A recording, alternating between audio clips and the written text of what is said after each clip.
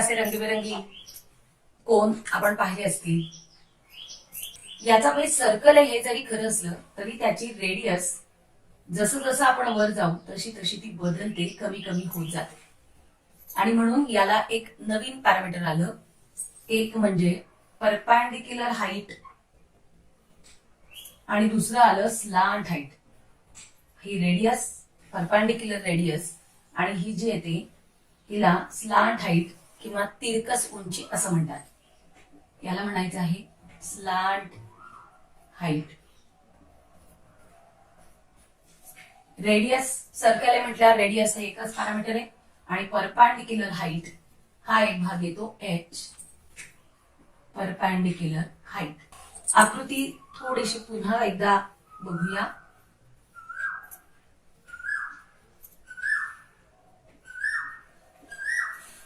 आपल्याला माहित असलेला काटकोन त्रिकोण इथे तयार झालाय, राईट अँगल ट्रायंगल. मग हा नवीन आलेला पाहुणा या दोघांशी काय रिलेशन ठेवतो, काय नातं आहे, तर यांचं नातं आहे hypo square is equal to, right angle triangle theorem आठवत असेल तर 90 डिग्रीच्या अपोजिटची साइड त्याला आपण हायपोटेनियस असं म्हणतो. आणि म्हणून slant height is a hypotenuse. So r square l square is equal to r square plus x square. याचा पहिला सरफेस आहे सर्क्युलर म्हणून हा बेस एरिया आणि हा आपण पाय आर स्क्वेअर सर्कल असल्याने या फॉर्म्युल्याने लिहू शकतो. प्रश्न उरला तो याच्या कर्ड सरफेसचा. एक छोटीशी ऍक्टिव्हिटी आपण त्याच्यासाठी करणार आहोत. हा कोन, या कोनला मी मधून कट केलं तर ही जी आकृती तयार होते सेक्टर सारखी ही आकृती तयार होते. आता आपल्याला काय करायचं आहे, याचे परत एकदा छोटे छोटे तुकडे करायचे आहेत आणि ते आपल्याला एका कागदावर अरेंज करायचे. पर्यायानं हा आपला कर्ड सरफेस एरिया येणार आहे. या पद्धतीनं याचे आपल्याला पार्ट करायचे आहेत आणि हे पार्ट एका कागदावरती व्यवस्थित उलटे सुलटे असे जर आपण अरेंज करू शकलो तर त्याची एक वेगळी फिगर तयार होते. काय तयार होतं, हे सगळे पार्ट उलटे सुलटे जोडणारे मी आता काढून, आणि हे उलटे सुलटे मी जेव्हा जोडीन त्यावेळेला हे बघा, मी एक पार्ट उभा एक पार्ट आडवा, एकाचा निमुळता भाग वरती केलाय एकाचा निमुळता भाग खाली केलाय. मला वाटतं डायग्राम मध्ये दिसत असेल. हा निमुळता भाग खाली आहे, इथे इथे वर आहे, इथे खाली आहे. असं जर आपण अरेंज केलं तर त्याचा रेक्टँगल तयार होतो. दिसतंय, याचा रेक्टँगल तयार झाला. मग हा रेक्टँगल बघा, हा रेक्टँगल आहे. पर्यायाने हा सर्क्युलर पोर्शन आणि हा सर्क्युलर पोर्शन मिळून हा पोर्शन तयार होतो आहे. याचा अर्थ हा सर्कलची लेंथ आहे, ज्याला आपण सर्कम्फरन्स म्हणतो.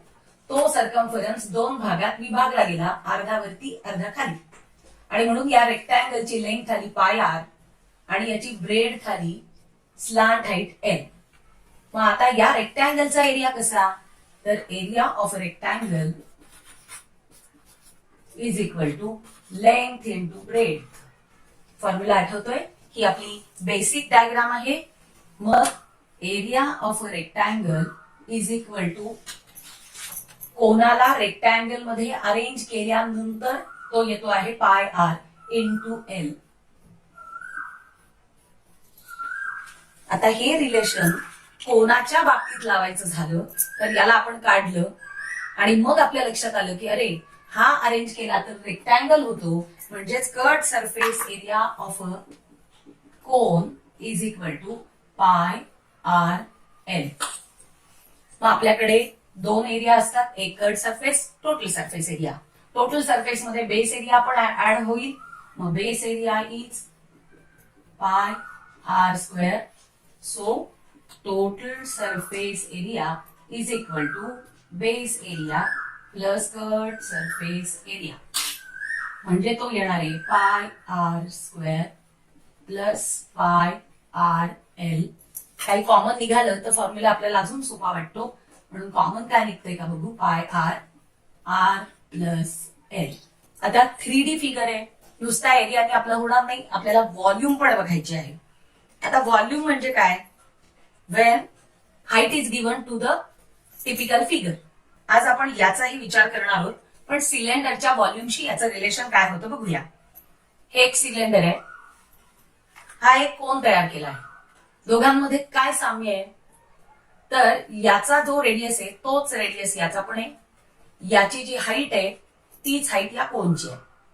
आता मी याच्यात काही सॉलिड भरते, जे याच्यात टाकून बघू की किती मावतं, याच्यातल्या वस्तू याच्यात किती बसतात. आता हा घरच्या घरी प्रयोग आहे, तुम्ही पण करून बघू शकता. दोघांचा रेडियस सेम हवा, दोघांची हाईट सेम हवी, म्हणजे आपल्याला हे करून बघता येणार आहे. मग आता आपण करूया. सिलेंडरला याच्यात ठेवलंय आणि आता मी याच्यामध्ये घरच्या घरी प्रयोग आहे, मी डाळ भरून बघणार आहे. पुन्हा एकदा बघा, हा एक, आता दुसरा मोजते आहे.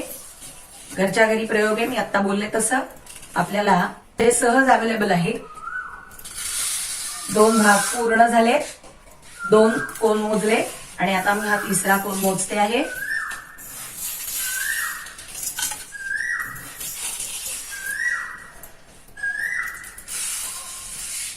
हा पूर्ण सिलेंडर 3 कोन घातल्यानंतर पूर्ण भरला. याचा अर्थ काय झाला? हे 3 व्हॉल्यूम तेव्हा याचं 1 व्हॉल्यूम. मग आपल्याला हे रिलेशन लावता येतं, कारण आपल्याला सिलेंडरचा फॉर्म्युला माहिती आहे. आता करून बघू. व्हॉल्यूम ऑफ सिलेंडर, आपला प्रयोग असं म्हणाला, एक सिलेंडर भरायला 3 कोन लागतात. आणि हा प्रयोग करण्यासाठी मगाशी सांगितलं तसं दोघांचा रेडियस सेम हवा, हाईट सेम हवी. मग आता करून बघूया. Volume of a cylinder formula आठवा, पाय आर स्क्वेअर एच. करेक्ट. आता मी लिहिणार आहे volume of cone is equal to, काय करावं लागेल तर म्हणाले हे 3 भरल्यावर तो 1 भरतो, म्हणजे 1/3 ऑफ पाय आर स्क्वेअर एच. लक्षात येते? कारण एक सिलेंडर भरायला 3 कोन लागले होते आणि म्हणून आता फॉर्म्युला तयार झाला. Volume of cone is equal to 1/3 pi r square H.